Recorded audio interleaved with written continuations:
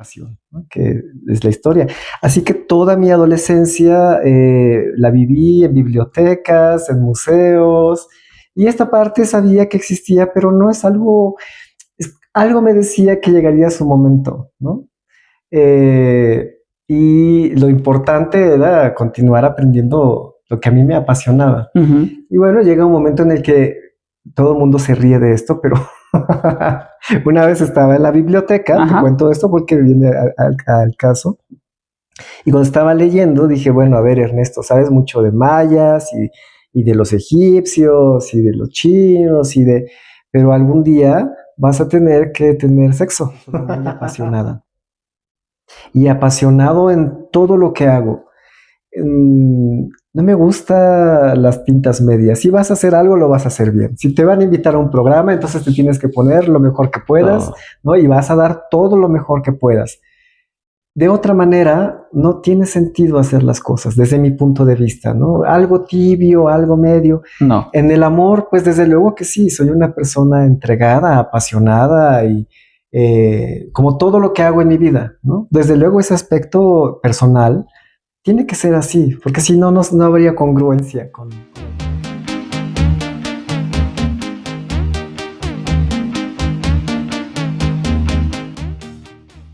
Buenas noches, bienvenidos a un capítulo más de Papis Rosas con Carlos Alpes. Les doy la más cordial bienvenida a un capítulo que me encanta el día de hoy. Vean que el foro de Papis Rosas está muy de tradición mexicana, muy de lo que nos encanta festejar y recibir a nuestros muertos en estos días.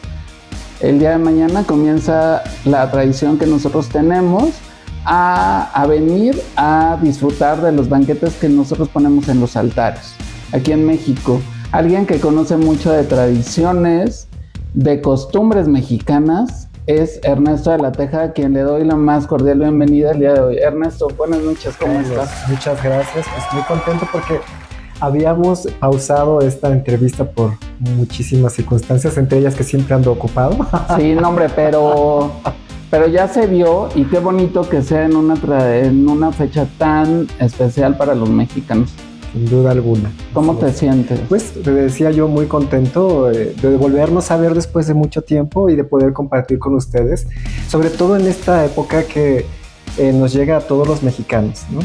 Sí. Por muchísimas circunstancias, ¿no? Como tradiciones, es cierto, pero también nos recuerda eso que ha pasado, ¿no? Y esta presencia de nuestros difuntos cercanos, ¿no? Familiares, amigos, y que es algo muy, muy añejo en nuestra cultura, ¿no? Exactamente, llena de color, llena de olores, llena de sabor, porque aunque aquí hay unos tamales, hay pan de muerto, tenemos fruta, mucho simbolismo, tenemos agua, tenemos sal, refresco, cerveza, un mezcal. Es las costumbres que tenemos y nos falta muchísimo, ¿no? Mira, yo creo que algo que se rescata de esta ofrenda es justamente toda la riqueza que la contiene. Decimos lo mexicano, ¿no? Pero la pregunta es, ¿qué es mexicano?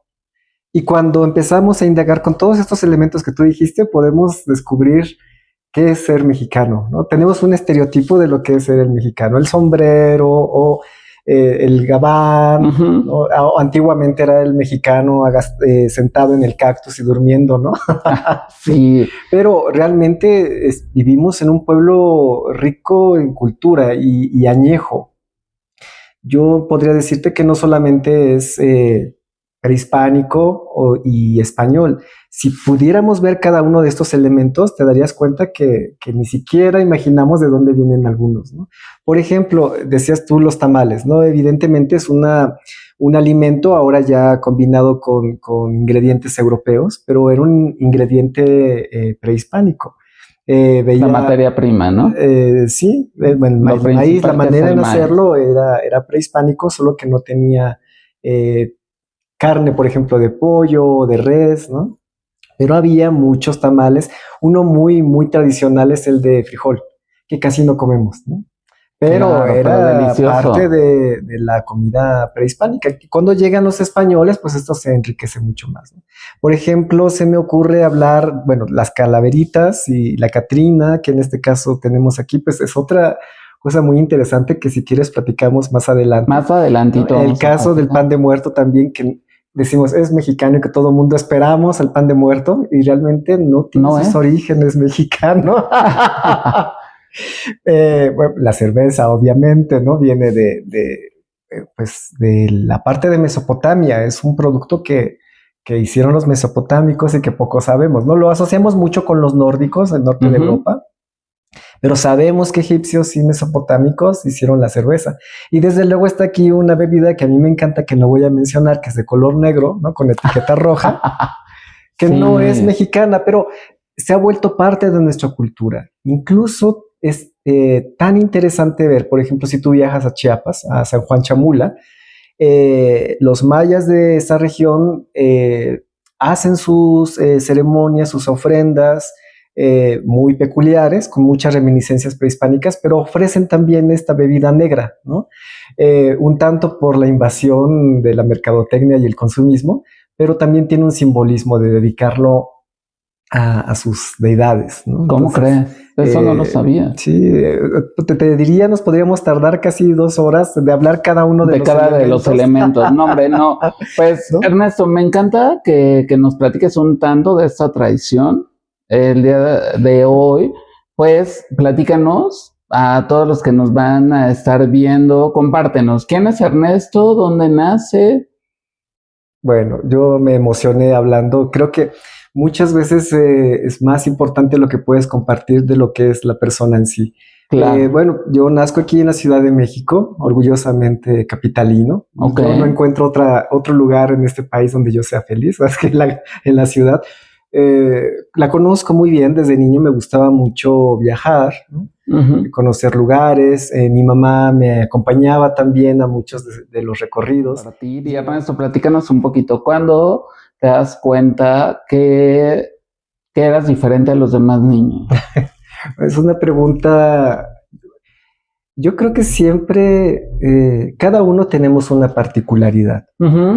Y desde luego todos somos diferentes, ¿no? Coincidimos con algunas cosas y hay cosas que ya las traes en la sangre, ¿no? Entre ellas, pues, los gustos por los colores, tus preferencias sexuales, tu pasión. Hay algo, por ejemplo, cuando yo veía la historia, en particular la historia de Egipto, ¿no? Me vibraba mucho, me emocionaba. Entonces yo creo que hay cosas que ya las traes en la sangre, ¿no? Por herencia, o no sé si crees en otras vidas, ¿no? ¿Y Ernesto las desarrolló desde chiquito? Sí, desde muy pequeño. ¿Las descubres? Yo creo que sabes quién eres, ¿no? Desde un principio, y seguimos hasta ahora como adultos, tú sabes muy bien quién eres. Claro. Pero a veces no, por cuestiones de sociedad y demás, no quieres mostrarlo, ¿no? ¿Tú te escondías siendo niño? No, desde luego que no. Fíjate que mi mundo en el aspecto femenino fue desde siempre, ¿no? La gran relación que he tenido con mi madre, muy cercana, ¿no? Ella ha sido mi amiga en muchos sentidos, y eso es algo que llama la atención de mucha gente, ¿no? Porque dice, no, yo no puedo ser amigo de mis hijos, ¿no? Y en el caso de mi mamá fuimos amigos desde siempre, ¿no? Ella sabe muy bien la pasión que tengo por la historia, por ella es que también llegué al Museo Nacional de Antropología a tomar talleres. Entonces el mundo femenino siempre fue algo muy, muy familiar para mí. Crecí con eso. Y de tal manera que cuando tenía mis compañeras, pues yo comprendía muy bien lo que sucedía con ellas, ¿no? Nunca fue complicado. Ahora creo que ya me he alejado un poco, entonces comprender el mundo femenino es otra circunstancia, pero es algo con el que me desarrollé. Y al final yo no creo en esta parte de puramente masculino o puramente femenino, sino que somos un conjunto de estos aspectos, energías, como tú lo quieras llamar. Y creo que nuestra tarea es buscar esa parte de esta complementariedad de aspectos que nos conforman, ¿no? Entonces, ¿sería como vivir en una dualidad? Por supuesto que sí, ¿no? Y en ese sentido dirías, bueno, estás inspirado, ¿no? Por ejemplo, el México antiguo, esta dualidad de la que tú hablas era muy presente, ¿no? Y no era una cuestión meramente ideológica, estaba inspirada en la naturaleza. En México tenemos solo 2 estaciones, ¿no? No tenemos ni primavera, verano, otoño e invierno. Son época de lluvias y época de secas. Y a través de esa observación de la naturaleza es que el mundo prehispánico forma esta dualidad, ¿no? Y entonces tenemos arriba, abajo, vida, muerte, fertilidad, parte húmeda, fresca, la parte seca, caliente. Pero son conjuntos. Sí, y te das cuenta que no es la única cultura o civilización que piensa esto, ¿no? Si te vas en el caso de el famoso yin y yang, ¿no? Está ese símbolo donde no todo es negro y donde no todo es blanco, ¿no? Hay un puntito ahí del color opuesto. Esto que nos dice, pues, que la naturaleza del ser humano es así, ¿no? Compuesta de no solo de 2 energías, yo diría de muchos aspectos, ¿no? Y que cada aspecto tiene una semillita del opuesto. La tarea de cada individuo sería buscar esta parte de dualidad, ¿no? ¿Qué es lo que no queremos reconocer o qué es lo que reconocemos y qué es lo que... Y de esta manera podemos estar completos. Así que sí pienso que todos tenemos dualidad. Y si hablamos, por ejemplo, ¿no? De este tema que ahora nos reúne del mundo rosa, ¿no? Que por cierto yo no tenía ropa rosa. Pero lo que traes es cuando me invitaste, gracias, dije, bueno, yo no tengo ropa rosa, ¿qué hago? Y me acordé que tenía, que casi no uso, así que... Es muy especial, está muy bonita. Pero justamente en este mundo lo que sucede es establecer o eres rosa o eres azul, ¿no? Y los demás colores, ¿dónde están? Y si hay una combinación de rosa y azul, ¿cuál es el problema? Sí, en tu casa había ese cuestionamiento de si eres rosa o eres azul. Mira, hasta cierto punto sí, pero entiendo que la cultura en la que vivimos, la cultura mexicana, tiene un aspecto muy, muy machista, ¿no? Tú podrías decir, no, yo no soy machista, ¿no? Pero haciéndote consciente, la cultura es tan fuerte que en mi caso logro descubrir muchos aspectos, ¿no? Los reconozco y digo, ay, pero la cultura, cuando vives inmerso en una cultura, no te haces consciente, es parte de tu vida cotidiana. Sí. El decir, por ejemplo, no, en mi familia era machista, sí, desde luego, pero muchas veces tenemos que entender las circunstancias de la familia y del individuo, ¿no? El momento histórico en el que viven, eso va a marcar mucho a una sociedad, a un individuo, a un grupo de personas, a una familia.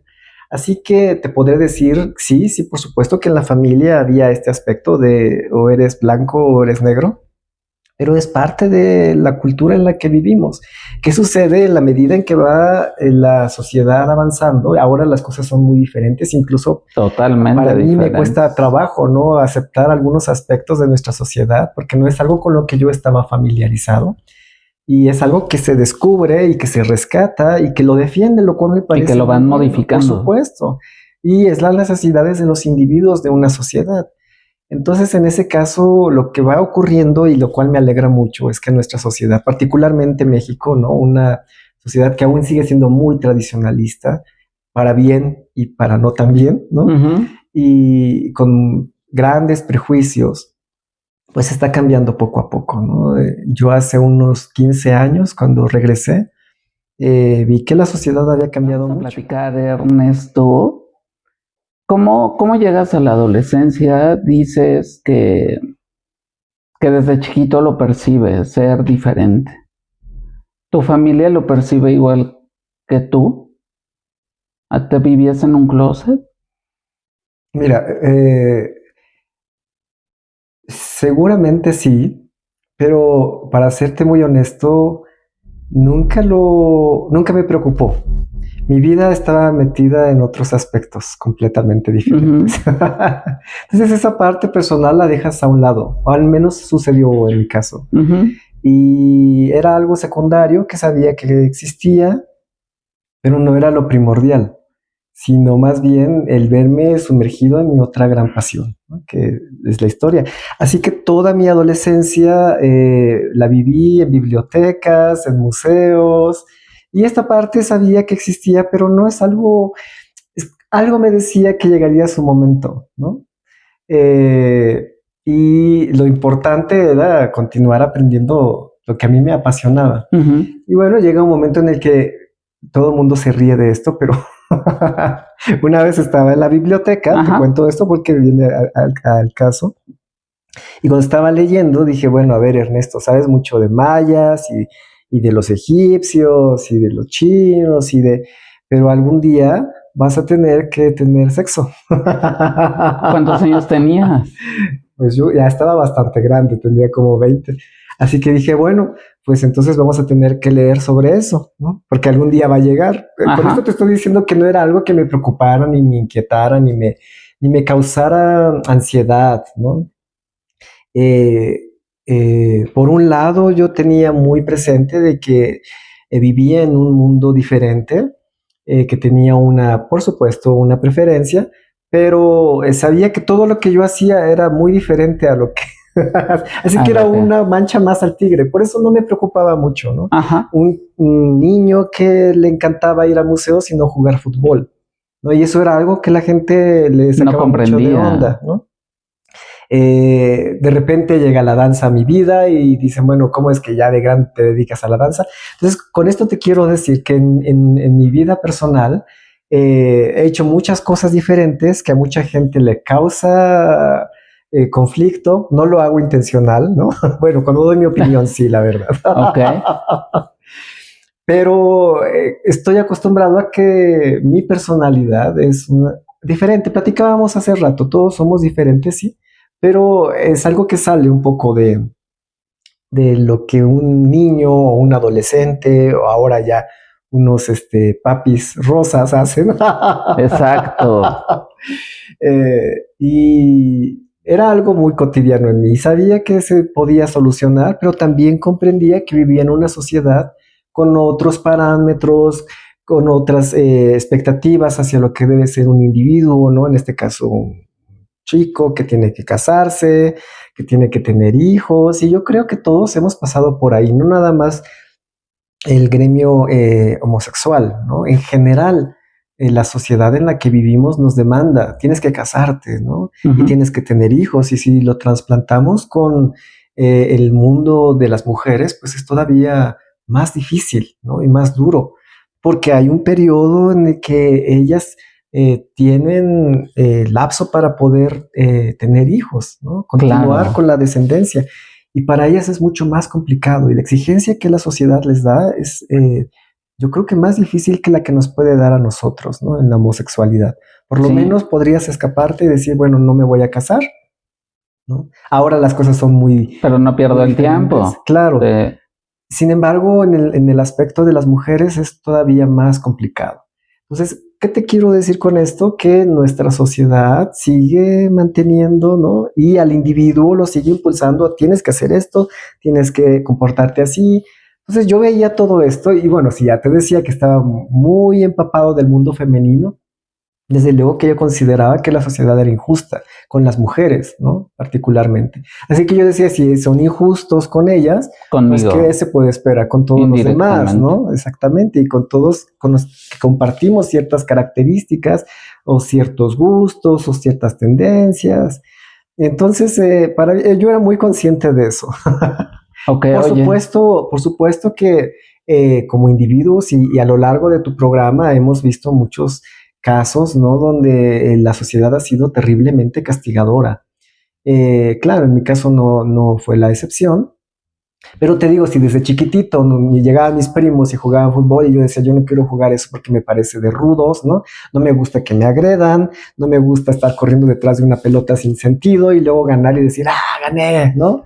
Yo no tenía un sentido para mí. Entonces yo decía, yo prefiero mejor leer porque hay mucho que aprender. Sí. Bueno, yo empecé a leer casi a los 5 años, a los 4 años, ¿no? Pero es que el mundo de la lectura es maravilloso, te lleva a muchas partes. Y cuando tienes una pasión, ¿no?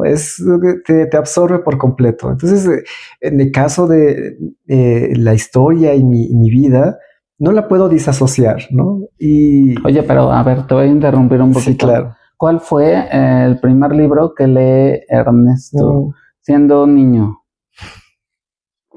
Bueno, hablando de eso, y tengo los ojos rojos no porque me dé nostalgia por el humo del copal. Fue un libro muy bonito que me regaló mi abuelo. Yo tenía una relación muy estrecha con mi abuelo y creo que de él inconscientemente viene este gusto por la historia. En general, la familia de mi abuelo, cuando he platicado con ellos y con los supervivientes, eh, tienen ese gusto por la historia. Y mi abuelo tenía un libro que se llamaba Grandes Enigmas del Mundo. Es yo considero mi herencia, eh, es una de las pocas cosas que me heredó o que me dejó. Y entonces era una portada con la Esfinge y la pirámide de Egipto. Y era una foto que me impactaba. Entonces abría el libro y comenzaba a ver las fotos y las veía una y otra vez y me preguntaba, ¿y qué significa esto? Mi mamá a veces me leía, otras veces decía, pues es que no puedo leerte porque tengo que atender la casa, o ya llegó tu papá, o cuando llegó mi hermana. Así que eso me motivó a comenzar a leer desde temprana edad, ¿no? Pero el primer libro que recuerdo y que después comenzaba a leer y que me intrigaba era este de Grandes Enigmas del Mundo. Oye, pero no, ni siquiera fue El Principito, ni No, lecturas infantiles. No, por eso te digo que para mí lo diferente siempre fue muy cotidiano. No, hombre, qué padre. Y si dices lo diferente siempre fue cotidiano, dices, Ernesto, también debes de tener un despertar sexual, un despertar, ¿no? ¿Cuándo te das cuenta o cuándo comienzas a tener como esta parte de, ay, ese chico me gusta? Siempre. Desde chiquito, sí, igual. por supuesto, por supuesto. Pero no lo desarrollabas. No era mi prioridad, ¿no? Decía, está ahí, está bien, y algún día tenía esa sensación, algún día llegará, algún día tendré que hacerlo, algún día tendré que... Y desde luego que había ciertas características que me llamaban la atención de otros niños, por ejemplo, ¿no? O de otros adolescentes, pero yo decía, bueno, y además, ¿qué sentido tiene, no? Cuando lo experimentas, una vez me preguntaban mis alumnos, profesor, ¿y usted está enamorado? Y yo decía, no. ¿Y alguna vez se enamoró? Y yo dije, sí. Y me preguntaban, ¿y le gustaría volverse a enamorar? Y yo decía, pues no. Si se da, qué bueno, ¿no? No es algo que me quite el sueño, pero ya lo viví, ya lo experimenté, ya sé qué se siente. Si tengo la oportunidad otra vez de poder compartir mi vida con alguien más, pues sería fabuloso. Pero si no, ya lo viví, y a veces no es tan agradable. Es que ese es el sub y baja del amor. A veces funciona y a veces no. Es muy difícil. Yo creo que el tema central ha sido lo diferente, el otro, ¿no? Y ha sido el tema central de tu programa. Y en las relaciones sexuales. Amorosas. Eso no. Me quedé un poco pensando en las relaciones de pareja o simplemente en las relaciones con otras personas, ¿no? Cuando vas en el metro, por ejemplo. Es el otro, ¿no? O lo vemos como el otro. Y la manera de relacionarte siempre es el otro, es diferente, no piensa igual que yo, entonces vamos a hacerlo a un lado. Si tiene características que son similares o que yo aprecio o que me llaman la atención, bueno, ¿no? Pero si no, lo haces a un lado. Y es algo muy natural del ser humano, ¿no? De muchas sociedades. Pero, y aparte, Ernest, dices, ya me enamoré, ya lo experimenté. ¿Eres de los que se enamoran así profundamente? Mira, eso sí lo descubrí ya muy grande, que una de mis características es ser una persona muy apasionada. Y apasionado en todo lo que hago.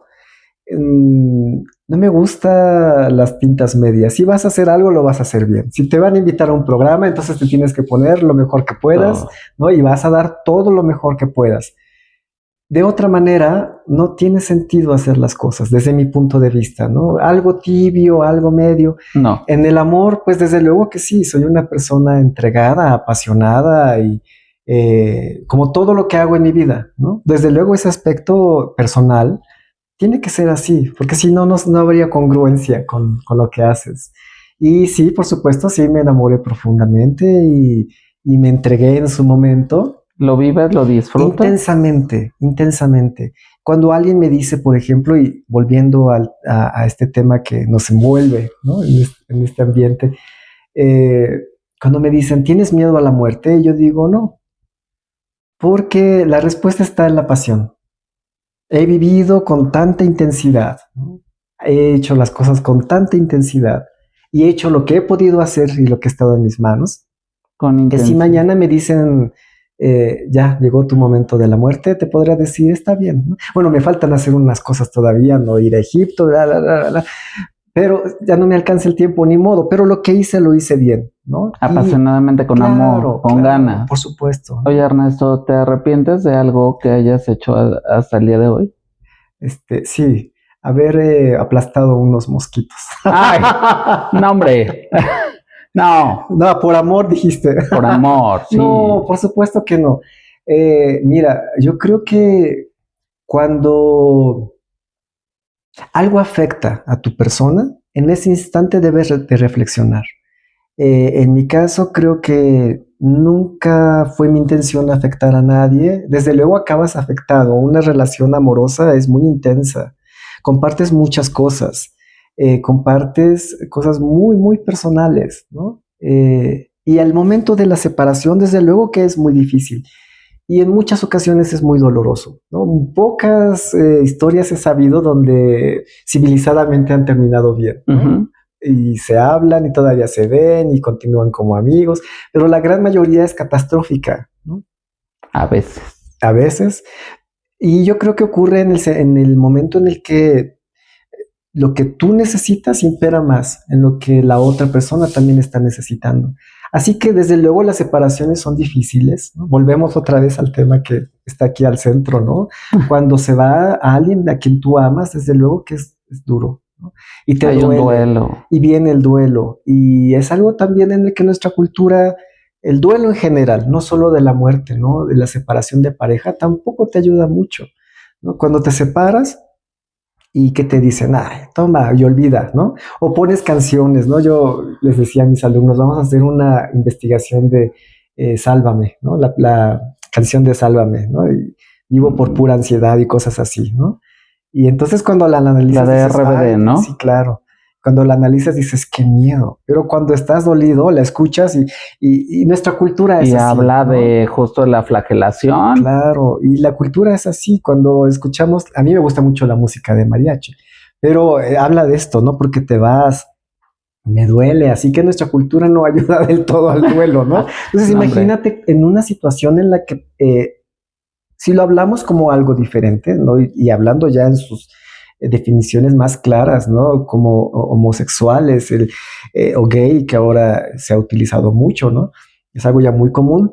El hecho de separarte de esta pareja tampoco es sencillo, porque vives en una sociedad que no está preparada para contener a la persona que está viviendo ese duelo. Y más, ¿no? Si se trata de un hombre que amó a otro hombre y que le llora a otro hombre, ¿cómo vas a contener a esa persona? Y yo creo que la respuesta es muy sencilla. Todos somos seres humanos. Y si lo piensas desde ese punto de vista, no hay diferencias, ¿no? La persona que tiene una preferencia sexual, o la persona que se identifica con ciertos aspectos del género, la persona que tiene otras cualidades, otros deseos, otros gustos, es un ser humano. Sí. Si lo vemos desde ese punto de vista, no hay diferencia, no habría por qué decir, ay, no, está sufriendo, le está doliendo y está sufriendo por otra persona. Nada de que, bueno, es porque si es así o es así. No, está. Entonces hay que contener.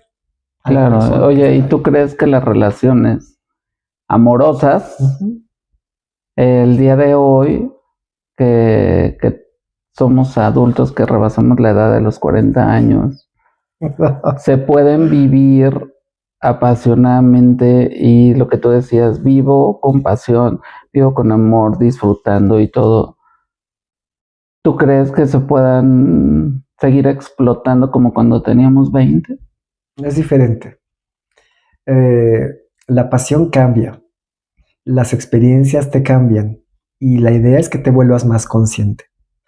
Entonces yo no puedo visualizarme, hablo de mí, ¿no? como una persona que se apasiona o se venda los ojos por amor por otra persona y que lo haga sin conciencia, ¿no? ¿En qué sentido hacerlo sin conciencia? A veces hasta lastimar al otro, ¿no? A veces muy conscientemente lo haces, ¿no? Oye, pero ¿alguna vez perdimos la conciencia de nosotros mismos cuando éramos jóvenes? Pues más bien no la teníamos tan refinada. Yo no puedo decir inconsciente, ¿no? Eres muy consciente y a veces sí eres consciente de lo que haces, ¿no? A lo mejor una exposición en las redes sociales, estás esperando algo. Y cuando no lo recibes, ¿qué sucede? Te molestas, ¿no? Ay, no me dio. Sucede lo mismo con las relaciones amorosas, ¿no? Y si hablamos de una relación entre hombre y hombre, pues por supuesto que también es lo mismo. Si estamos en la idea de que somos seres humanos, ¿no? No, yo creo que no nos hace una relación amorosa de gays, no hace diferente a una relación heterosexual. ¿No? Por supuesto que no. Pasan los mismos problemas, las mismas circunstancias. Peleamos por las mismas cosas. Por supuesto, ¿no? Hay ciertas características que nos diferencian. Volviendo a lo diferente, ¿no? Una de ellas, por ejemplo, es este periodo de corta duración de una relación que a mí me sorprende, ¿no? Cuando hablamos de alguien que cumplió, no sé, yo tengo amigos que han cumplido 12 años, por ejemplo, ¿no? Y te sorprendes, ¿no? ¿No? ¿Cómo es que tanto tiempo? Te dicen un año y ya dices, claro, ¿no? Pero son relaciones muy cortas, pero no es algo nada más del mundo gay.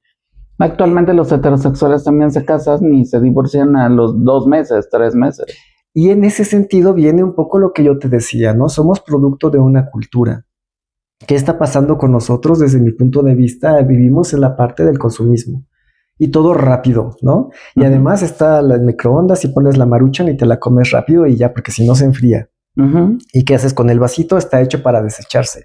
Creo que esto también ha imperado mucho en nuestras relaciones interpersonales, no nada más amorosas, interpersonales. Usas a la persona, ya cumplió y entonces la tiras al bote de basura. ¿Crees que así tan efímero es? Por supuesto. Pienso que sí, ¿no? Y no podría decirte que es la verdad lo que te estoy diciendo, evidentemente no lo es. Pero cada quien habla desde su experiencia. Y es lo que he observado, ¿no? Entonces las relaciones son muy cortas. Y al primer problema que viene, dices, no, yo ya no quiero problemas, ¿no? Ahí te ves y yo ya no quiero saber nada de ti, te separas y... Oye, pero vuelvo a retomar un poquito. ¿Te has enamorado, lo has disfrutado al 100%? ¿Has terminado y también has sufrido por amor? Pues desde luego que sí. ¿Fuerte? Sí, cuando eres niño, bueno, no, yo no era tan niño, ¿no? Mi primera relación fue a los 20 años, o sea, ya estaba grande, y desde luego que sufrí mucho, ¿no? Pero sobre todo sufrí cuando me hice consciente de lo egoísta que había sido en esa relación, ¿no? ¿Tú? Sí, claro. Mi novio en ese entonces me decía, oye, ¿por qué no vamos al cine? Y yo, ay, qué aburrido. Hasta la fecha no me gusta ir al cine, pero descubrí que en el cine venden palomitas.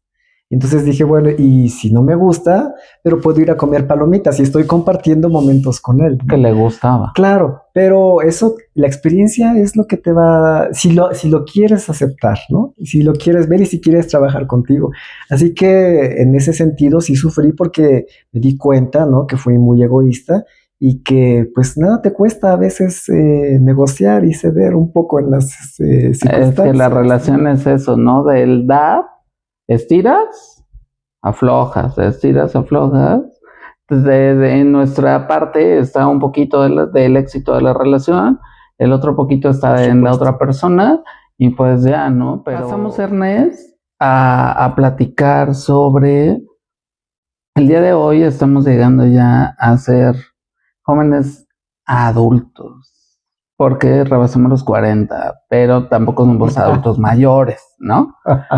Me gustaría saber cómo llegas a esta edad, soltero, casado, viudo, divorciado. Eso es muy personal y no lo voy a responder.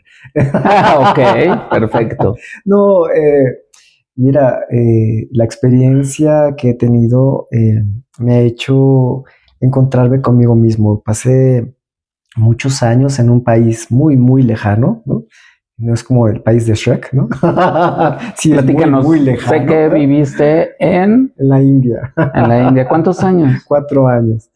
Y justo fui por una pasión, la danza. En ese momento se me concede una beca, decido irme y dejar todo. todo lo que es mi país, dejas tu país, tu cultura, tu gente, Tus tu costumbres. comida, tu lengua. Y muchas veces cuando estás fuera de tu país, no valoras qué tan importante es poderse comunicar, como lo estamos haciendo tú y yo. ¿No? Poderte expresar lo que siento, parte de mi historia, en mi lengua y poderlo hacer de la manera más clara, no lo valoramos. Así que allá dejé de hablar español casi por 3 meses. Hasta que escuché español por ahí una vez así de, estaba yo en un café internet porque estaba en una escuela muy estricta de danza en la que no nos permitían comunicación de ningún tipo. Prácticamente éramos como monjas y monjes de la danza. Ok. Y entonces los fines de semana era cuando yo podía salir y hablar con mis papás por Skype, ¿no? Y ahí en ese centro escuché 3, 5, 4 y yo dije, ¿qué? Eso es español, ¿no? ¿Dónde? Quiero interactuar Y con eran él. mexicanos, era una pareja de mexicanos que fue a vivir allá y pudimos platicar y valoré mucho poderme expresar en mi idioma. Bueno, en estas circunstancias me quedo 4 años allá estudiando danza a la edad de 24 años, nada joven, ¿no? Si tú lo comparas con la vida de un bailarín, a los 24 años están la mayoría casi retirando, ¿no? Ya son Sí, gente muy grande.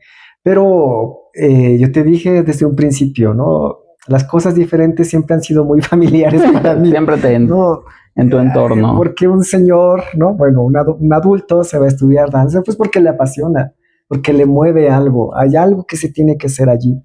Entonces, durante esos 4 años, otra vez fue enfocarse, ¿no? Me voy a enfocar, no nada de que, ay, ya me quiero regresar. Claro que extrañas tu gente, yo extrañé mucho México, lo valoré muchísimo y varias veces sollozaba por mi país, varias veces. ¿De verdad? Claro, ¿no? Y creo que tengo un gran cariño a México. Tú lo dijiste en un principio, conozco su historia, a lo mejor no a su perfección, ¿no? Pero la conozco bien, trato de conocer a mi gente y estando allá te haces bien consciente de lo que dejaste, ¿no? ¿Cómo es llegar a un país de costumbres súper radicales a las que tenemos en México? Porque ellos tienen mucho esto de adorar a otro tipo de figuras, de dioses, Es lo mismo que México. ¿sí? Exacto, pero de otra forma. No he ido a la India, no conozco, pero lo que he leído, lo que he investigado es, hay muchos templos, se llaman templos. Sí, sí. Tienen un dios y tienen que hasta ponerse ropa que te pueden alquilar ahí afuera del templo por respeto. Sí. Ese es en el caso de los musulmanes. Ellos son con un protocolo más estricto, entonces no puedes ir vestido como occidental. Entonces te ponen una curta larga para que puedas entrar y las mujeres también las tapan. En el caso de los templos hinduistas, no es posible que entres, pero no a todos los templos. Hay templos que son prohibidos para los que no son hinduistas, prohibidos, ¿no? Literalmente. Ok, pero te quería preguntar, Ernest, ¿cómo es llegar como mexicano tan joven? Para mí eras joven, e irte a los 24 años, y llegas a de usos y costumbres, un país totalmente diferente. No hay taquitos por allá, no hay estos tamales, una torta de tamal que es deliciosa. ¿Qué llegas? Y aparte de todo, ¿cómo te sientes siendo gay en un país tan lejos? ¿Cómo lo Bueno, experimentas? primero tengo que corregirte. Lo que te tengo que corregir es que yo llegué a la India a los 30 años. Ok, así es cierto. Así que ya bastante grande en Sí. muchos sentidos.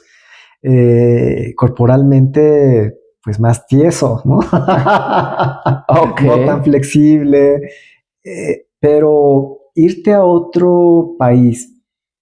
Mira, la India, me gustaría hablar de esa experiencia desde la parte de las cosas que somos similares.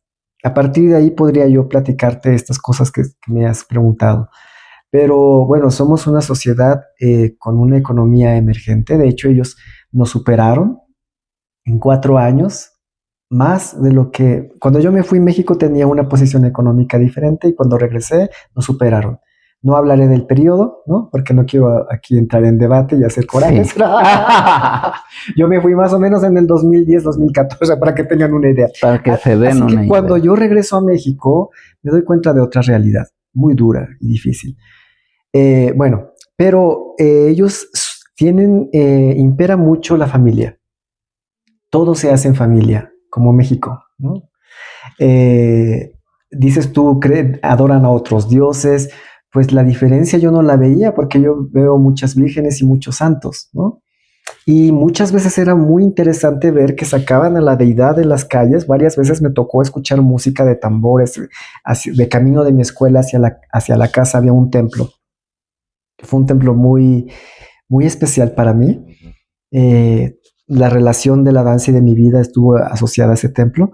Pero cuando yo iba camino a casa, salían con la deidad hecha en bronce, la otra deidad en piedra está adentro, y llevaban flores y la gente va echándole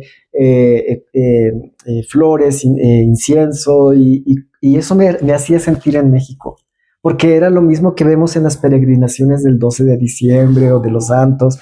Me hacía sentir muy cercano. En otros aspectos era muy difícil porque como extranjeros tenemos otra relación con la cultura. En mi caso, por ejemplo, tenía que usar otra ropa tradicional, lo cual agradezco y que se me quedó la costumbre, ¿no? Cuando llego a México sigo usando la ropa, porque no tenía ni jeans ni playeras, ¿no? Entonces seguía usando mi ropa india porque era lo único que tenía. Ajá. Y para mí era normal, ¿no? Pero es una cultura, sí, muy estricta, ¿no? La situación en la India, cuando yo vivía allá, también era muy difícil. Muy difícil, ¿no? Era como volver después de haber trabajado en México y haber asimilado muchas cosas y platicar y convivir con mi familia, ¿no? Comprender otras realidades de un individuo, de un miembro de su familia. Y abrirme en cuanto a las relaciones amorosas y explorar y decir, sí, voy a tener novio. Allá era volver de nuevo al closet. Pues sí, y al México antiguo, ¿no? Me refiero al México antiguo, al México de los 80s, 90s, ¿no? Donde personas de otras generaciones todavía la pasaron mucho más difícil que la que nosotros nos tocó vivir. Entonces fue complicadísimo porque era volver allá, pero había un timón. Mi objetivo era cumplir con terminar la carrera en danza. Así que de nuevo todos estos aspectos fueron secundarios, ¿no? Yo decía, no me importa, no me quiero enamorar. Si me enamoro además, va a ser algo que desvíe de mi objetivo. Entonces lo hice. Mejor no. Sí, y yo sabía, tú sabes, insisto, uno sabe muy bien quién es, ¿no? Entonces yo decía, seguramente me va a distraer y yo vine aquí por un objetivo y tengo que cumplirlo. No puedo llegar a México con las manos vacías o decir, ay, por amor, no lo hice, ¿no? Oye, pero entonces no conoces a nadie allá. Pues desde luego que sí, era muy chistoso porque había una aplicación, esto lo comparto porque no todos lo conocen y creo que es muy interesante el fenómeno que se dio mientras yo vivía en ese periodo. Había una aplicación que se llamaba Planet Romeo, donde yo la descubrí porque en la escuela había un grupo de amigos que eran gays y se juntaban entre ellos, ¿no? Había 3 que se hacían un grupo y entonces pues platicaba yo con ellos porque ellos sentían que conmigo podían ser libres y ser ellos, ¿no? Sentían mucha confianza y para mí pues eran parte de mi comunidad, ¿no? Así que ellos me dijeron muchas cosas, ¿no? Que yo no pude vivir porque no pertenecía a esa sociedad. Pero, por ejemplo, había esa aplicación que se llamaba Planet Romeo, en la que era el Grindr prehistórico, ¿no? Grindr, fíjate que surge allá en el 2013, 14. Yo no sé aquí cuándo, porque yo me perdí en el tiempo y el espacio en esos 4 años en México, pero allá comienza esa aplicación. Sin embargo, esta que ya te decía, era una manera en la que tú podías comunicarte con gente de la comunidad. Claro. Y la verdad es que yo a través de esa aplicación hice amigos, ¿no? Amigos. Sí, claro. El hecho al principio desde luego que había una atracción, pero cuando ya nos veíamos, pues el hecho de ser extranjero, venir de Con otras circunstancias, ¿no? El hablar, qué es lo que vivíamos acá, pues nos hacía cambiar la relación, ¿no? De un deseo a conectarnos como amigos. Y es interesante, esto sí te quiero compartirlo, porque había una persona en la ciudad en la que yo vivía que organizaba fiestas. Y entonces estas fiestas, es uno de los amigos de la escuela que yo te platico, me dijo, oye, vamos a una fiesta, y la verdad es que yo deseaba hacerlo, porque antes de irme a la India tuve un año de pura fiesta, de todos los fines de semana salía, nunca había salido, no me gustaba ir a las fiestas, ni a los antros, ni nada, porque todo el tiempo estaba en los libros, pero cuando lo descubrí me encantó, porque además podía bailar, ¿no? Y podía ser yo, y me sentía libre. Entonces, ese año, los fines de semana yo me iba de fiesta y llegando allá pues me volví monje de la danza, así que no podía divertirme. Y cuando él me dijo, te estoy hablando que pasaron cerca de 6 meses, cuando este amigo me dijo, decidimos irnos, pero le platiqué, pero ¿dónde va a ser? Y me dijo, tenemos que esperar a que en esta aplicación, por eso es que yo conocí la aplicación, salga la convocatoria, porque cada mes hacían una fiesta y la fiesta se hacía en un bar lejos del centro de la ciudad. Te estoy hablando como si, bueno, es súper clandestino. Muy clandestino. Voy a decir algo un poquito no general, pero es como si vivieras en el centro y la fiesta fuera en el Ajusco, ¿no? Así de lejos. Muy ¿no? lejos. Ajá. Bueno, considerando que vivimos en el centro, ¿no? Claro, los del Ajusco pues les queda cerquita. Sí, claro. O Indios Verdes, no sé, pero además teníamos que agarrar carretera. Y entonces, y ya vas. Pues claro que me arreglé ese día, me compré una playera y entonces fui y dije, pues yo quiero bailar como lo hacía en México. Una cosa extrañísima, porque claro, llegas al hotel o llegas al restaurante bar que estaba siempre abajo, oculto. Fue volver en el tiempo en realidad, fue India. Cuando vas allá vuelves en el tiempo, muchas cosas. Y entonces pues yo llegué, estaba esta canción de Shakira, estaba el mundial, la canción del Waka Waka. Ajá. Entonces yo me iba y estaba de moda. Cuando llego allá la pusieron y yo me paré a bailar y en medio de la pista, porque yo pensé que todo el mundo iba a bailar y en realidad no. Nadie bailó. Sus fiestas son un poco, bueno, ahora no lo sé, hace muchos años que no he vuelto, pero eras todos sentados alrededor y callados, algunos bebiendo, y además beben muy rápido y pierden la conciencia muy rápido. Entonces no bailaban, ¿no?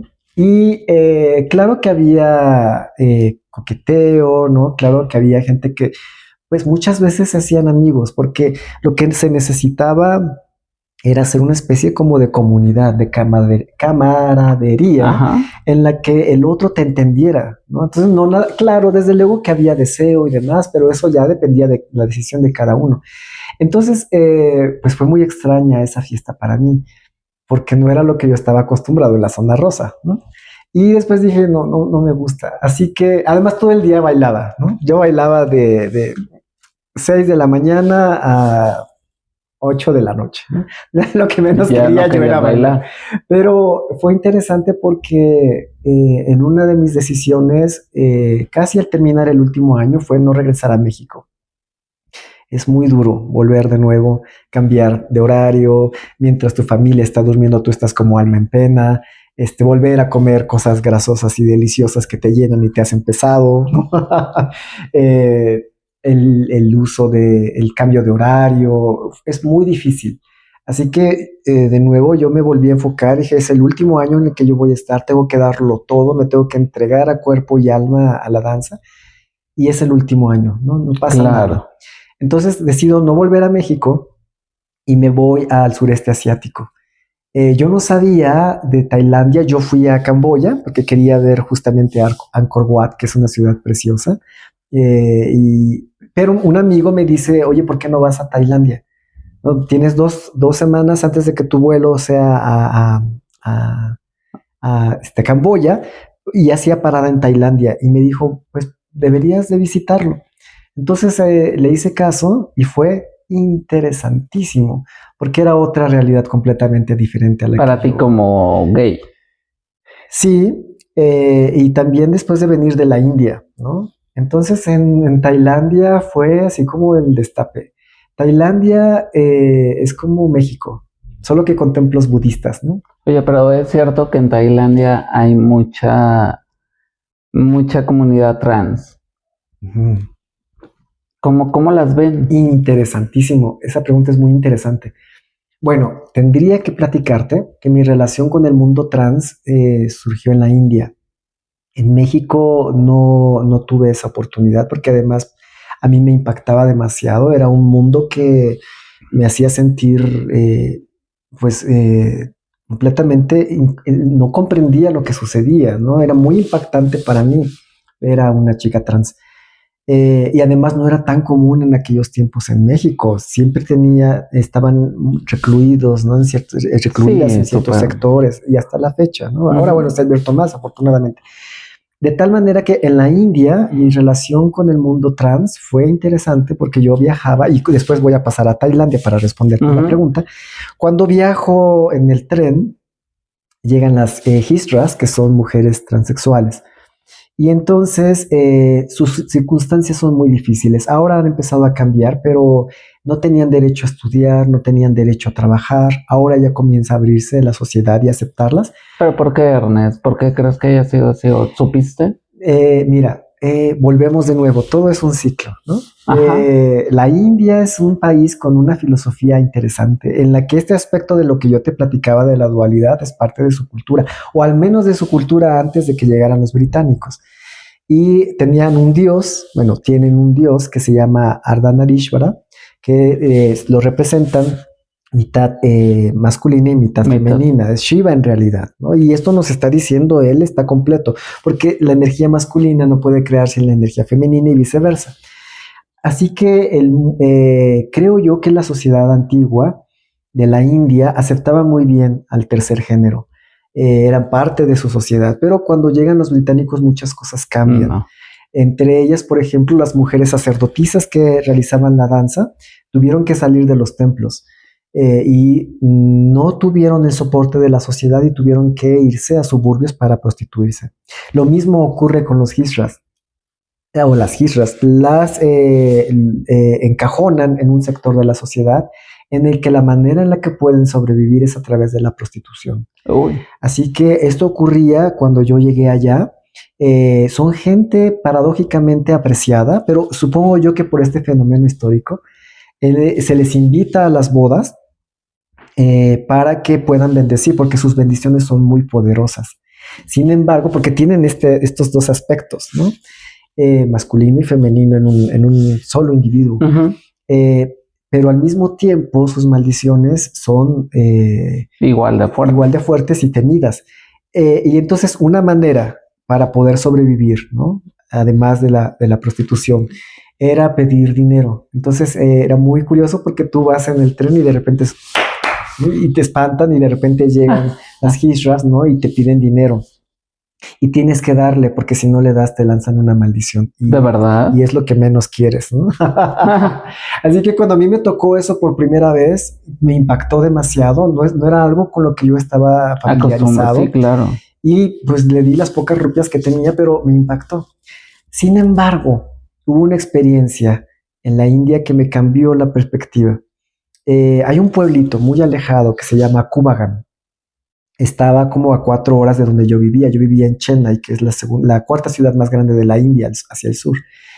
Y en una de estas fiestas, ¿no? Que organizaban en Planet Romeo. De clandestina la fiesta. Además, yo Ajá. conocía ya a un gran amigo mío que es mexicano y que seguimos en contacto y que lo quiero muchísimo. Cada que nos vemos siempre estamos recordando a la India y nos estamos riendo. Allá nos reíamos mucho también. Luego les platico esa historia. Sí. Porque fue la primera vez que pude hablar de albures, ¿no? Porque y no sabes qué delicioso fue eso, qué liberador. Bueno, resulta que lo conozco y me dice, oye, vamos a una fiesta. En esa fiesta había un bailarín y un estadounidense y ellos iban a hacer un documental a ese pueblo. Me invitan y decido ir.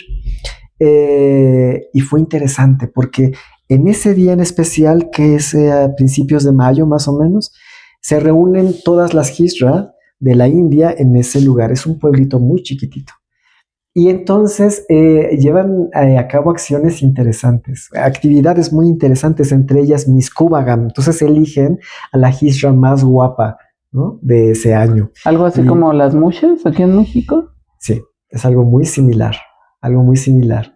Solo que la comunidad allá es mucho más grande, porque la India es 2,5 veces más grande que México, así que la población aumenta, sí, todo aumenta, ¿no?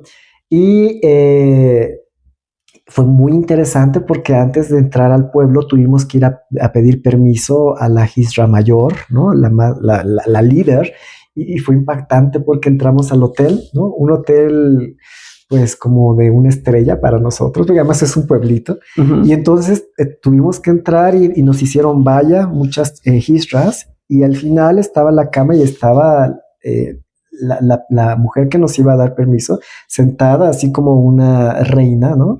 Y entonces le pidieron permiso, le tradujeron al tamil, que es la lengua que ellas hablaban, y nos hizo así, y con eso nos dio la señal de que podíamos estar en la festividad y que además se podía grabar. Bueno, pasamos allí una noche y al otro día fuimos a la ceremonia donde ellas se reúnen, suben y tienen que cumplir con un mito. El mito habla de que Vishnu, el dios de la preservación, para preservar al mundo en un momento en el que estaba a punto de destruirse, se convierte en mujer. Mohini, se transforma en una mujer. Hagamos eso en un programita especial que podamos tener un live, interactuando con la gente que nos ve y que te hagan preguntas sobre esta gran cultura que debes de conocer. Pero yo debía haber anticipado que lo que podría compartir en mis conocimientos es mucho más interesante que mi vida personal. Entonces, no, hombre, tengo la buena fortuna de conocerte desde hace muchos años. Nos conocimos siendo muy jóvenes y seguimos siendo jóvenes. Sí, por supuesto, y guapos, ¿no? Pero, no, tienen muchas cosas importantes que contarnos, Ernest. Vamos a entrar a la parte final de esta charlita que tenemos, pero me gustaría, porque nos conocemos, te he ido a ver a bailar, que lo haces. Ernesto es un bailarín de danzas hindúes, así se dice, que lo hace de una forma maravillosa, de verdad que te hace vibrar, así como decir, wow, pero es que aparte, algo que vi en alguna presentación tuya y te lo dije, te mimetizas con todos los bailarines que son indios, porque tu imagen, tu persona, se mimetiza con ellos y mucha gente te puede decir que tienes más características físicas de los indios. Se ve perfectamente como si fueras parte de ellos y cuando te viene el escenario, de verdad que dices, Ernesto no es mexicano, Ernesto es indio. Pero platícame otra de tus pasiones, también eres historiador, eres apasionado del Templo Mayor en la Ciudad de México. Platícanos un poquito y vamos a pasar a la festividad del Día de Muertos. Bueno, retomando, pues la pasión ha sido la historia. Cuando yo deseaba ir a Egipto, me impresionaba mucho las pirámides y los diversos dioses con cabezas de animales. Y me doy cuenta de muy niño, ¿no?, de los 5 o 6 años, que en México también teníamos eso, ¿no? Pirámides, ¿no?, que no son propiamente pirámides, pero algún día lo contaremos, ¿no? Y también una gran diversidad de dioses. Así que la vida me llevó y ahí mi mamá estuvo muy presente al mundo mesoamericano. Desde chiquitito, tendría yo como 7 años, cuando comencé en el Museo Nacional de Antropología a tomar talleres, y ya hemos platicado de mi entrega y de mi pasión por estas cosas, así que yo me iba todos los viernes al museo, me apuraba a hacer la tarea, ¿no?, lo más que podía para no llevarme ningún peso encima, y entonces irme al museo. En las noches se daban algunos talleres, y la gente comenzaba a conocerme ahí, y me invitaban después a los cursos que les daban a los maestros. Entonces estaban todos los maestros, yo creo, de nuestra edad, ¿no? Y estaba el chiquitito de 7, 8 años metido ahí sentado, ¿no?, admirando todo lo que hablaban aquellos maestros y las piezas maravillosas del museo.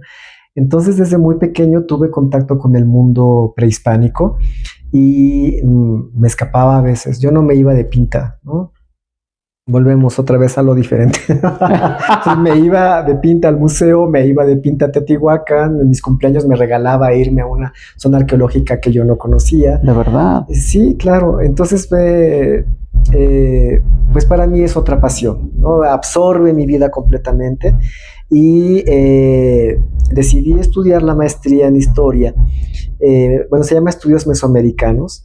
Lo voy a compartir, me siento muy emocionado porque hace recientemente tres semanas concluí ese ciclo y fue muy emocionante poder hacer mi tesis, mi investigación en muy poco tiempo, casi tiempo récord. Me tardé muchos años en hacerla porque me fui a la India, ¿no? Se atravesaron algunos amores, por eso los amores no son tan prudentes, algunos distractores, pero al final decidí terminar con ese ciclo y ya creo que he dejado muy marcado que cuando me enfoco en algo hasta que lo termino, ¿no? Claro. Y bueno, pues se presentó el examen profesional hace pocas semanas y fue muy impactante para mí porque fue cumplir ese sueño, concluir con ese sueño que de niño tenía, ¿no? De estar más involucrado con el México antiguo. Claro, siempre lo he estado, pero no es lo mismo absorber el conocimiento a crear conocimiento. Y ahí fue donde me las vi difíciles, ¿no? Afortunadamente mi tesis fue reconocida y con mención honorífica, y lo digo con mucho gusto. Porque sí. No lo digo petulantemente, pero más bien para mí es como asimilar lo que sucedió en ese momento, porque era no solo terminar con un ciclo, sino también con todo este camino de pasión desde un niño de 7 años que cumple a sus 47, ¿no? Casi 47, estamos hablando de 40 años, cierra con ese ciclo. Y entonces, con esto te quiero decir que desde luego me he involucrado mucho con el México antiguo. Es apasionante, ¿no? Y eso me permite poder entender muchos aspectos del presente de mi país, ¿no? No solo a mí, yo creo que a todas las personas que les interese la historia o que lean un poquito sobre la historia, les va a caer el 20 de muchas cosas que estamos pasando ahora, ¿no? Y se comprende mejor la situación que se vive, ¿no? Claro, me gustaría preguntarte, ¿eres orgullosamente mexicano? ¿Pero estás orgulloso de tus raíces? Pero desde luego que sí. No, yo creo que la palabra orgullo, y no me voy a extender porque aquí me podrían quemar vivo, ¿no? Pero creo que la palabra orgullo muchas veces se utiliza de una manera un tanto opuesta a lo que uno quiere lograr. Con esto te estoy mencionando lo que sucede cada junio, ¿no? Más bien pienso que la palabra orgullo tendría que ser como una reafirmación de la identidad, de quién eres. Cuando me dices te sientes orgulloso, no en el ámbito de decir soy mexicano y soy mejor, sino más bien en el aspecto de decir sé de dónde vengo, sé la gente que me formó, la gente que me impulsó y la gente que represento, ¿no? Cuando estuve en el extranjero, decir México, muchas veces se desconocían dónde estaba México. Yo decía, pero ¿cómo? ¿No? Si tenemos una de las civilizaciones en el mundo más importantes, bueno, no más importantes, pero significativas, sí, muy ¿no? Lo que originales, ¿no? Lo que ha aportado este país, y no con esta parte de chauvinismo, ¿no? Sino de ser consciente de quién eres, de dónde vienes y quién es tu gente, porque no nada más eres tú, ¿no? Como hablábamos hace rato, somos producto de una sociedad, con sus pros y sus contras, sus claros y sus oscuros. Así que sí, no en el sentido de orgulloso, pero me siento muy contento cuando digo soy mexicano.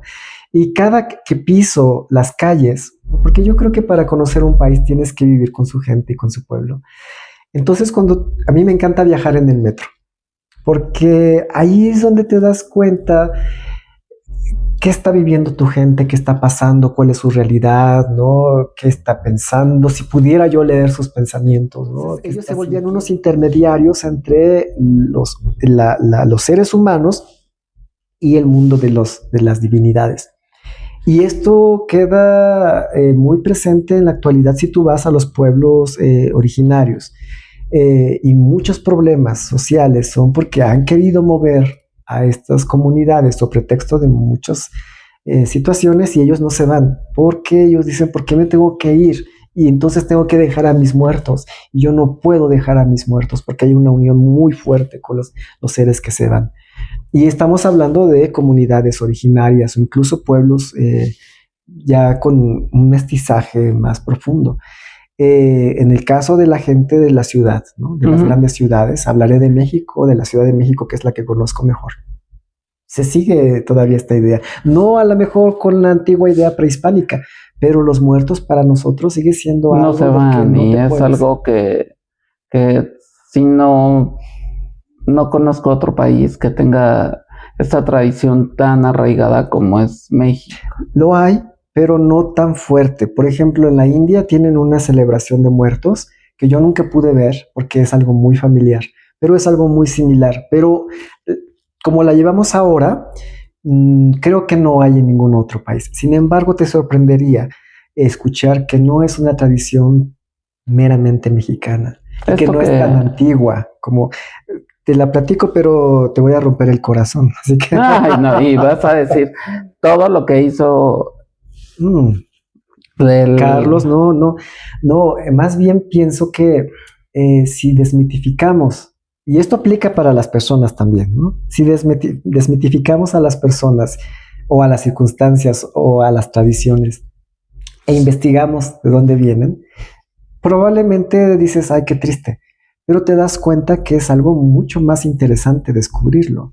La tradición de Día de Muertos, por ejemplo, no es algo que viene desde épocas prehispánicas. De hecho, es europea, ¿no? Perdón, no sí. De la colonia. Sí, la heredamos a través de los españoles.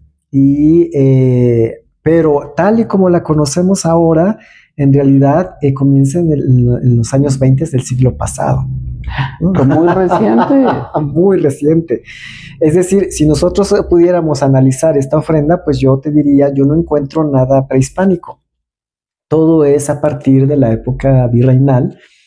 En Europa en el siglo XIV hay una peste, que es la famosa peste negra, que azotó y que consumió gran parte de la población europea.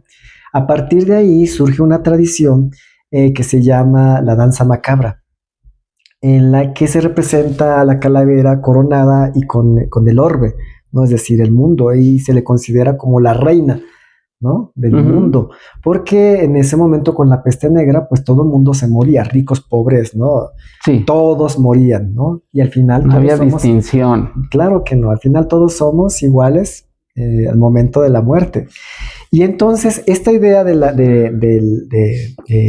danza macabra se proyecta en el arte europeo medieval y después se hace una tradición durante el Renacimiento y el Barroco, y entonces vamos a encontrar muchas figuritas de calaveras bailando. Y esto por supuesto que, bueno, esto tiene dos enfoques. Y yo por un lado pienso que viene de la tradición de la danza macabra del siglo XIV en Europa. Viene a México, ¿no? Y entonces si tú vas al Museo del Virreinato en Tepozotlán, te vas a encontrar algunos cuadros, algunos óleos con la muerte ahí como reina, ¿no? O está el moribundo y por un lado está la muerte y por el otro lado está el diablo, ¿no? Pero no es algo prehispánico. Y después, con el tiempo, lo que sucede es, durante la época de Benito Juárez, ¿no? Ya cuando somos independientes, que el país es un desastre, ¿no? Se están peleando conservadores contra liberales, etcétera, y Benito Juárez decide que los cementerios no sean nada más propiedad de la Iglesia Católica, que tenía en su poder justamente el lugar donde se tenían que enterrar la gente, en el famoso Campo Santo, ¿no? Y lo que hace es que los cementerios los vuelve lugares públicos, porque todas las propiedades de la iglesia se les llamaba las manos muertas, porque no estaban produciendo, y en ese momento nuestro país necesitaba de salir de una gran deuda, sí, ¿no? Claro. Entonces les quita los territorios a la iglesia católica y hace los panteones civiles, y la gente comienza a ir a los panteones durante el 1 y 2 de noviembre, que tampoco son mexicanos, son europeos, y entonces vienen ahí la fiesta de comer con el muerto y demás, ¿no? Es una tradición, podemos llamarla, de la época de la independencia, que hemos conservado hasta la fecha. Y después, ya en el siglo XX, ¿no? Es cuando hay una película, en estos momentos no recuerdo, y el nombre no quiero pronunciarlo porque podría pronunciarlo mal. Eh, eh, lo que sucede en esa película es que viene un ruso y entonces se impacta por la celebración de muertos, porque hay calaveritas, ¿no? Porque la calaverita es de Alfeñique, que por cierto está el Festival de Alfeñique en Toluca, allá en la tierra de mis parientes, y era un dulce que se hacía durante la época virreinal y la comían nada más los ricos, ¿no? Ok. Y entonces productor de cine se impacta y él comienza a hacer la idea de que se pongan la máscara de calavera, y de hecho hay algunas escenas, pueden buscar en YouTube, ¿no? Donde están así la gente impactada y viendo estos personajes vestidos de calavera, y a partir de ahí comienza esta idea de lo que sería la tradición del Día de Muertos, así es. Durante Lázaro Cárdenas, en los años 30, había una crisis, ¿no? De nuevo, nuestra economía nunca ha estado bien, ¿no? Sí, no.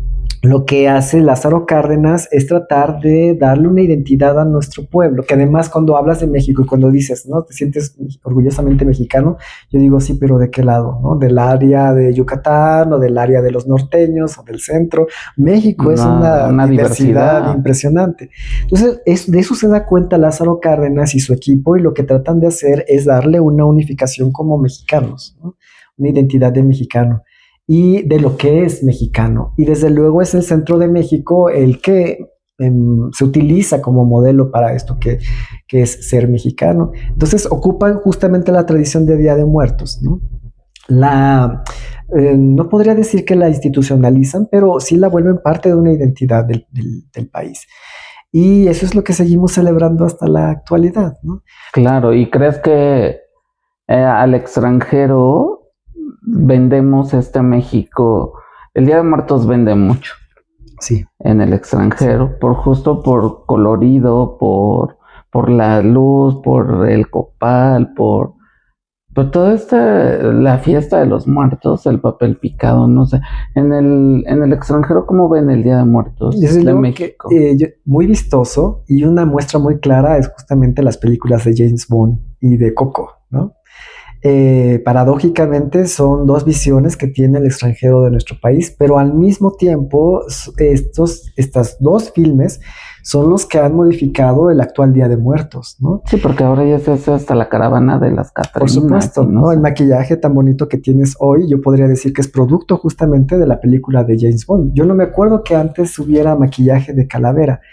Con esto no quiero decir que ya no es tradición nuestra, ¿no? Sino más bien hay un fenómeno muy interesante en el que la sociedad determina qué es lo que es tradicional y qué no lo es. Y entonces va absorbiendo de diferentes lados, sí, claro. Lo hace parte suya y se vuelve una tradición. El problema, y lo que yo criticaría, sería que no es que la sociedad asimilara de manera orgánica este tipo de situaciones como Coco o James Bond, sino que más bien es producto de la mercadotecnia. Y ahí es donde cambia entonces la tradición, porque no es un proceso orgánico, sino es algo que te vende y que además te dicen tienes que ser, y así tiene que ser el Día de Muertos, producto de una visión que no es la local, ¿no?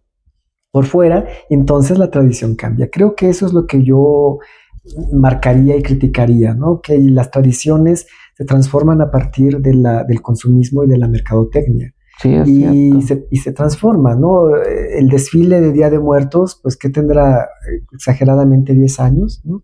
Antes de irme a la India yo no sabía, y cuando regreso ya veo que todo el mundo, ¿no? Viene maquillado, y bueno, si lo ves desde el punto de vista económico, turístico, está bien, pero si lo vemos desde esta parte, ¿no? De cómo otra visión del exterior influye de manera contundente y rápida, ¿no? Como lo que hemos hablado, todo rápido, consumir rápido, transforma las tradiciones.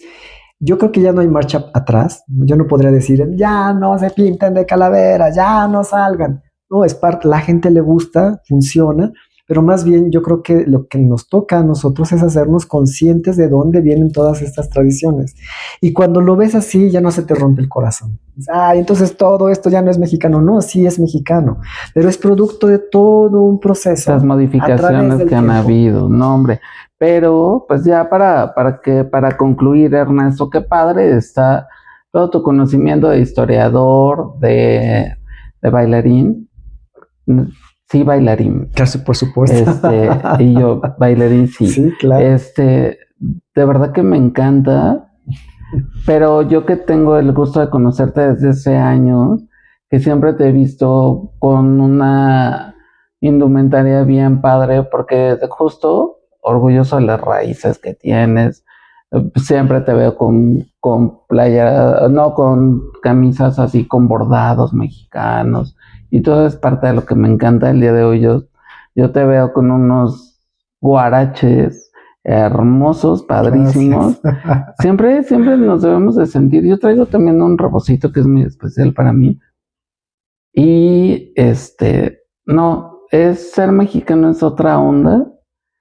Ser gay es otra onda. Me encanta tenerte en este espacio.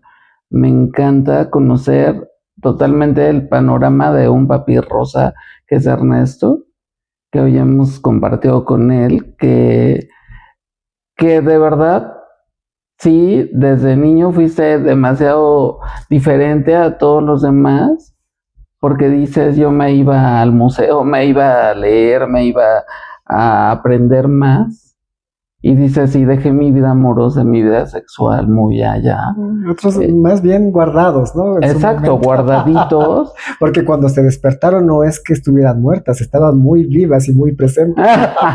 No, sí, pero me gustaría nada más para que concluyamos, Ernest, en algunas palabras, en un consejito para las nuevas generaciones. ¿Qué les dijeras a estos nuevos chicos rosas? Que de Ernesto, historiador, profesionista, maestro, un digno representante de México ante el mundo, ¿qué les dijeras a ellos? Que no solamente es vivir la vida rosa, también es importante mostrarle al mundo que podemos llegar muy lejos, que podemos poner en alto el nombre de México. Bueno, en primer lugar, creo que yo diría no solamente vivir la vida rosa, porque de nuevo es encasillar, ¿no? Tiene que ser así, más bien en su gran diversidad, en su particularidad y en su diferencia, asumirla, ¿no? Vivirla, aceptarla, y a partir de ahí todo lo demás viene solito, ¿no? Si se reconoce esa diversidad dentro de ti mismo, como individuo y como nación o como sociedad, ¿no? También funciona, las cosas se van viendo desde otra perspectiva. Y no es que, podría yo decir, tienen que sentirse mexicanos, orgullosamente mexicanos, y usar sandalias y usar rebozo. Yo más bien pienso, si eso te hace sentir cómodo, si eso te hace acercarte a tu verdadera identidad, a tu naturaleza, a sentirte identificado con quienes te rodean, pues hazlo, ¿no? Y a partir de ahí, cuando tú te sientes identificado con tu sociedad, eres capaz de entender todo lo que sucede, de no contradecir, sino comprender la dinámica, y entonces podrás tú inferir en lo que tú quieres cambiar. Claro. Y creo yo que eso es lo que se necesita hacer. No se pueden hacer cambios tan fuertes porque es difícil, ¿no? Hay que comprender qué sucede en nuestro alrededor, y a partir de esa comprensión, entonces poner tu propuesta, ¿no? Pero no se puede cambiar al otro si tú no puedes cambiar, y si tú no puedes aceptar que no solamente eres rosa, sino que puede ser fucsia, ¿no? O morado, o blanco, que contiene todos los colores. Pero en la medida en que tú estés a gusto contigo mismo o misma, ¿no? Creo que eso se proyecta y eso se contagia, y no necesitas por qué imponer a los demás. Y como parte de una sociedad, al hacerlo natural, ¿no? La gente comienza a sentirlo natural, ¿no? porque somos parte de una sociedad y eso no se nos puede olvidar. Claro, no, hombre, Ernesto, mil gracias. Y pues yo te agradezco muchísimo el que hayamos platicado tan padre el día de hoy. De verdad que me dejas pensando muchas cosas. Yo quise maquillarme justo por esta tradición que he visto últimamente aquí en México. El pedirle el adorno de este lugar, para mí demuestra este color. A mí me encanta Día de Muertos desde toda la vida. Quizá últimos años aquí en México es hacerlo más vistoso, más... Sí. Eso me encanta y voy a aprender más porque Dios me rompe el corazón de decir esto no ha sido siempre, pero pues nada, de verdad que ojalá que en estos días lleguen a nuestro corazón estas luces, lleguen esos alimentos que dejamos en un altar, a esas personas que comentaba al inicio, que han acabado con su vida de una forma trágica, que por ser distintos a la mayoría de la gente han partido de este mundo. Mucha luz, mucha paz para todos ellos. Bienvenidos sean a todas sus casas, a sus altares. Y gracias por habernos acompañado en un capítulo más de Papis Rosas. Gracias, Ernesto. Buenas noches. Y a taparnos porque te siento muy frío. Ya nos acabamos ya se acabó el café. Y pues nada, mil gracias. Llegamos al final. Soy Carlos Alpes. Gracias por acompañarnos en este capítulo. Recuérdense de que se suscriban, compartan, activen la campanita, denle like. Es bien importante que siempre nos comenten. Mándenos un correo electrónico si ustedes quieren formar parte de los Papis Rosas a papisrosas@hotmail.com. Y nada, pues disfruten, coman mucho pan de muerto, coman tamales, coman mole y disfrutar estos días de Día de Muertos, que las tradiciones de México están muy, muy padres. Mil gracias.